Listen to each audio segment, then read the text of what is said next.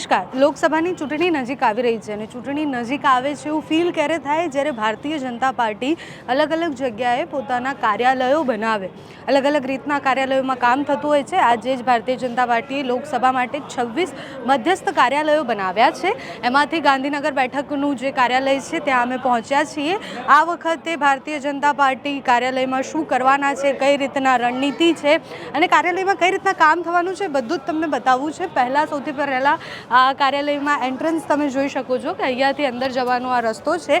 આપણને શ્રદ્ધાબેન બધું જ સમજાવશે કારણ કે શ્રદ્ધાબેન ભારતીય જનતા પાર્ટીમાં પ્રવક્તા પણ છે અને ભારતીય જનતા પાર્ટીના નેતા. શ્રદ્ધાબેન, પહેલાં તો આ વખતે કાર્યાલયમાં નવું શું છે? જય શ્રી રામ. કાર્યાલયમાં નવું એ છે કે હંમેશા જે કાર્યાલય છે એ અમારા માટે મંદિર સમાન હોય છે. દરેક જે ભારતીય જનતા પાર્ટીનો કાર્યકર્તા છે એના માટે જે મંદિર છે એ કાર્યાલય છે. અને જે મધ્યસ્થ કાર્યાલય છે એમાં ખૂબ સારી વ્યવસ્થા કરવામાં આવી છે. કારણ કે જેમ અમારું સંગઠન છે એ સંગઠન અમારું બૂથ લેવલથી શરૂ થાય છે. અમારી પાસે બૂથ લેવલ હોય છે, શક્તિ કેન્દ્ર છે, વોર્ડ છે, પછી જિલ્લાઓ હોય તો ત્યાં મંડળ લેવલ છે, પછી જિલ્લાની એકાઈ હોય છે, પછી રાજ્યની એકાઈ હોય છે. તો એ પ્રમાણે સમગ્ર દેશની અંદર અને વિશેષ કરીને ગુજરાતની અંદર ડબલ એન્જિન સરકારના જેટલા બી કામો છે, જે સરકાર અને સંગઠન વચ્ચેનું સમન્વય, એ આખું અમારું બૂથ લેવલથી થતું હોય છે અને કાર્યાલયમાં એની રિપોર્ટિંગ થતી હોય છે. અચ્છા, તો કાર્યાલયમાં આ વખતે શું નવું છે મને બતાવો. અને જ્યારે હંમેશા જેમ જેમ આપણી સિસ્ટમ અપગ્રેડ થતી જાય છે એમ તમે જુઓ તો ભારતીય જનતા પાર્ટી હંમેશા નવી નવી સિસ્ટમ સાથે અપગ્રેડ થતી જાય છે. તમે જુઓ તો અમારી પાસે ડેટા જે છે એ પેપરલેસ ડેટા છે. અમારી પાસે બધા જ ડેટા છે કે જેમાં લોકોએ કેટલી યોજનાઓનો લાભ લીધો છે, કેટલા અમારા વોટર્સ છે, ડોર ટુ ડોર કેમ્પેનિંગ કેટલું થઈ રહ્યું છે. તમે જુઓ તમારા આઈટી સેલના બી ઘણા બધા ડેટા છે, સોશિયલ મીડિયા પ્લેટફોર્મ છે, એ બધા થકી આધુનિક રીતે આ કાર્યાલય કામ કરતું હોય છે, જેની અંદર બધું જ સમન્વય છે. જેમાં જે જૂની પદ્ધતિઓ હતી એની સાથે નવી પદ્ધતિઓ અને એમાં મેઇનલી જે આઈટી છે, સોશિયલ છે, મીડિયા છે, બધાનો ઉપયોગ ખૂબ સારી રીતે કરવામાં આવે છે. તો આપણે કાર્યાલયની ટૂર બી કરતા જઈએ, લોકોને બતાવતા જઈએ કે ભારત ડિસ્પ્લે છે. તમે આ ડિસ્પ્લે ઉપર જોશો તો એની ઉપર જે પણ જે કામો થયા છે એની એક આખીને આખી જે છે તમે સ્મૃતિ આવતી રહેશે કે કઈ કઈ જગ્યાએ પ્રવાસ થયો છે, કેટલી મેદની હતી, શું શું મહત્ત્વના કામો થયા છે. જો આ કોન્ક્લેવ થઈ છે એમાં સાહેબે જે સંબોધન કર્યું છે તમે જોઈ શકો છો, એમનો પ્રવાસ છે, આ છે. તો આ બધી માહિતી અહીંયા હોય છે. ઇલેક્શન આવે વધારે કાર્યાલયની શરૂઆત જ્યારે થાય ત્યારે કોઈ પણ પૂજા પદ્ધતિ વગર તો થવાની જ નથી. તો અહીંયા અમે પૂજા પદ્ધતિ કરી છે જે અમારી ભગવાનની છે, જે અમારી આસ્થા છે. તો અહીંયા સારી એવી પૂજા થાય છે અંદર એન્ટ્રી થતાં પહેલાં. તમે જોઈ શકો છો કે તુલસી માતાનો છોડ બી છે કારણ કે ગ્રીન એનર્જીમાં બિલીવ કરીએ છીએ. તો ઇનહાઉસ પ્લાન્ટ બી અમે લોકોએ કર્યા છે કે જે ગ્રીન જે એનર્જી છે, પોલ્યુશન ફ્રી રહે એના માટે ખૂબ જરૂરી છે. તો એ સંદેશો પણ અહીંયા આપતા હોઈએ છીએ. અચ્છા, અહીંયા કેટલા કાર્યકર્તાઓને બધા કામ કરવાના છે?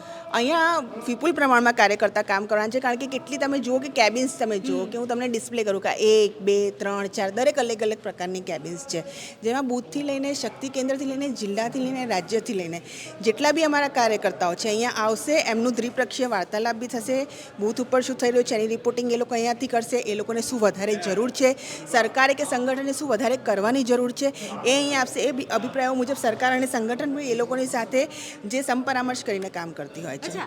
ઇલેક્શન આવે છે, ફીલ ક્યારે આવે? જ્યારે ભારતીય જનતા પાર્ટી કાર્યાલયો બનાવી દે અલગ અલગ જગ્યાએ. નહીં, જો ઇલેક્શન તો એવું છે કે ભારતીય જનતા પાર્ટીનો કાર્યકર્તા 365 દિવસ 24 કલાક બૂથ ઉપર હોય છે. અમારું શીર્ષ નેતૃત્વ પ્રધાનમંત્રીજી આદરણીય અમિત શાહજી, જેપી નડ્ડાજી એ બધા પોતાના કાર્યો કરતા રહે છે. કાર્યો અવિરત ગંગા જે છે એ બૂથ સુધી જવી જોઈએ. અચ્છા, આ વખતે શું ટાર્ગેટ છે લોકસભા માટે? જો લોકસભા તો પાયલબેન તમને કહું કે ગઈકાલે જ 500 વર્ષનું જે આપણા પ્રભુ શ્રી રામ છે, આરાધ્ય દેવ છે, એ આવ્યા અને દેશે દિવાળી જોઈ છે.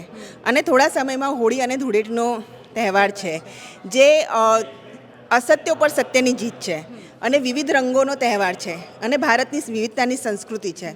હું તમને પૂર્ણ આશ્વસ્ત કરું છું કે પ્રધાનમંત્રી નરેન્દ્ર મોદીજીની જે ગેરંટી છે, જે ગેરંટી કિસાનલક્ષી છે, ગરીબલક્ષી છે, મહિલાલક્ષી છે, યુવાલક્ષી છે, આ ગેરંટીની સાથે લોકતંત્રનો જે મહાઉત્સવ આવવા જઈ રહ્યો છે એની અંદર ઉત્તરોત્તર જેની લોકપ્રિયતા વધી છે. સ્વતંત્ર ભારતના ઇતિહાસમાં કોઈ પણ પ્રધાનમંત્રીની લોકપ્રિયતા વધી હોય, 2014 પછી એમની 2019માં લોકપ્રિયતા વધી, 2024માં એમની લોકપ્રિયતા ચરમસીમાએ છે. તો ડેફિનેટલી ત્રીજી વખત તો પ્રધાનમંત્રી નરેન્દ્ર મોદી બનવા જઈ જ રહ્યા છે. અમે કાર્યકર્તા આ 26 જે કમળ છે, જેમ અમારા પ્રદેશ અધ્યક્ષ સી આર પાટીલજીએ નેમ લીધી છે, 5 લાખની લીડ સાથે આપીશું. અચ્છા, ભારતીય જનતા પાર્ટીના જેટલા પણ કાર્યાલય હોય એકદમ સરસ મજાના એ બનાવવામાં આવે અને અહીંયા આવો એટલે ફીલ થાય કે ભાઈ અહીંયા લોકો કામ કરી રહ્યા છે, ઉર્જા ફીલ થાય આપણને.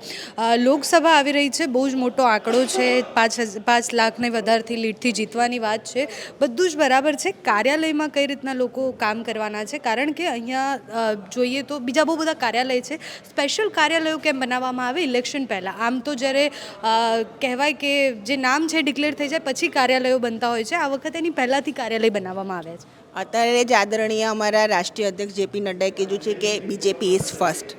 બરોબર છે, તો એ વસ્તુ છે. બીજી વસ્તુ છે કે અમારા વિધાનસભાની અંદર જેટલા બી ધારાસભ્યો હોય છે એમના કાર્યાલય હોય છે. આ ગાંધીનગર લોકસભા છે તો માન્ય અમારા ગૃહમંત્રી અમિત શાહ સાહેબનું ગાંધીનગરનું લોકસભાનું કાર્યાલય પણ અવિરતપણે કામ કરતું જ હોય છે. ચુનાવની વચ્ચે અમે મધ્યસ્થ કાર્યાલય બનાવી છે. આ મધ્યસ્થ કાર્યાલય ઉપર મેં તમને કીધું ને કે લોકસભા ક્ષેત્રની અંદર જેટલા બી અમારા બૂથ છે, શક્તિ કેન્દ્ર છે, જેટલી બી અમારી વિધાનસભાની સીટો છે, એમનું કાર્યનું મૂલ્યાંકન અને રિપોર્ટિંગ રોજ સાંજે અહીંયા થવાની છે. અને આનું સંચાલન કોણ કરવાના છે? અહીંયા બધે જ લોકોને જે અપેક્ષિત શ્રેણી પ્રમાણે બધા જ કાર્યકર્તાઓને કામગીરી સોંપવામાં આવેલી હોય છે. રજિસ્ટ્રેશનથી લઈને કોણે કયું બૂથ શક્તિ કેન્દ્ર જોવાનું છે, કોણ કઈ વિધાનસભા સાથે સંકલન કરશે, એમ સંકલનની આખી લિસ્ટ હોય છે. અચ્છા, ભારતીય જનતા પાર્ટી હંમેશાથી પોતાના માઇક્રો પ્લાનિંગ માટે જાણીતી હોય છે કે બૂથ લેવલથી તમે જેમ કીધું એ રીતના માઇક્રો પ્લાનિંગ થતી હોય છે. લોકસભા માટે આ વખતે કયો મુદ્દો છે, કયો માઇક્રો પ્લાનિંગ છે? માઇક્રો પ્લાનિંગ તો હંમેશાથી ભારતીય જનતા પાર્ટીની સશક્ત રહી છે, પણ જે લોકસભાના મુદ્દાની વાત કરો છો તો લોકસભાનો મુદ્દો છે મોદીજીની ગેરંટી. અમે વિકાસની રાજનીતિ કરી છે. આ દેશની પોલિટિકલ ઇતિહાસની અંદર કોઈ જો વિકાસ શબ્દ લઈને આવ્યો છે તો ડેફિનેટલી તત્કાલીન મુખ્યમંત્રી જ્યારે આદરણીય મોદીજી હતા અને પ્રધાનમંત્રી બન્યા અને અમે વિકાસ પાયલ કર્યો છે. આજે તમે દેશની રેલવે જુઓ, આજે તમે દેશના એરપોર્ટ જુઓ, આજે દેશના તમે વિમાન જુઓ, આજે દેશના રોડ રસ્તા ઇન્ફ્રાસ્ટ્રક્ચર જુઓ. તમે જુઓ કે દેશની અંદર જ્યારે પણ દેશના સાર્વભૌમિકતા અને અખંડતા ઉપર બી કામ કરવાનું આવ્યું તો 370 અને 35 કલમ દૂર કરી છે. દેશની રક્ષા માટે જ્યારે અમે એર સ્ટ્રાઇક કરી, સર્જિકલ સ્ટ્રાઇક કરી, ત્યારે અમારી રાજનીતિ અને કૂટનીતિ એટલી શ્રેષ્ઠ હતી કે વિશ્વનો કોઈ પણ દેશે અમારા ઉપર કોઈ સવાલ નથી ઉઠાવ્યો. આ બધું જ આદરણીય પ્રધાનમંત્રી નરેન્દ્ર મોદીજીના વડપણની હેઠળ થયું છે. અને અમારા માટે તો સોનામાં સુગંધ એટલા માટે છે કે અમારા તો ગુજરાત તરફથી ગુજરાતના પનોતા પુત્ર આદરણીય પ્રધાનમંત્રી નરેન્દ્ર મોદીજી અને માનનીય અમિત શાહ ગૃહમંત્રી હોય ત્યારે ખૂબ સારી રીતે કામ દેશની અંદર થઈ રહ્યું છે. આ વખતે નવું સ્લોગન શું આપવામાં આવ્યું છે? કારણ કે સ્લોગન પણ હંમેશા ચર્ચાનો વિષય રહેતો હોય. મોદી કી ગેરંટી. મોદીજી કી ગેરંટી. લોકસભામાં આ વખતે મોદી કી ગેરંટી સ્લોગન આપવામાં આવ્યું છે અને કાર્યાલયની તમને ઝાંખી તો આમ બતાવી જ દીધી છે.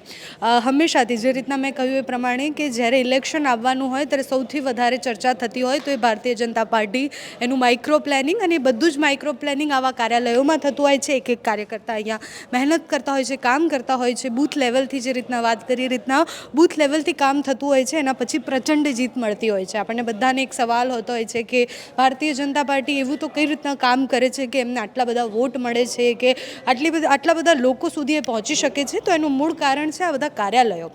અને હવે જો આ કાર્યાલયો ખુલ્યા છે, 26 જેટલા કાર્યાલયોનું ઉદ્ઘાટન આજે કરી દેવામાં આવ્યું છે. એટલે આ તો માત્ર ગુજરાતની વાત છે, બીજી બધી જ જગ્યાએ આ રીતના મધ્યસ્થ કાર્યાલયો ખુલશે.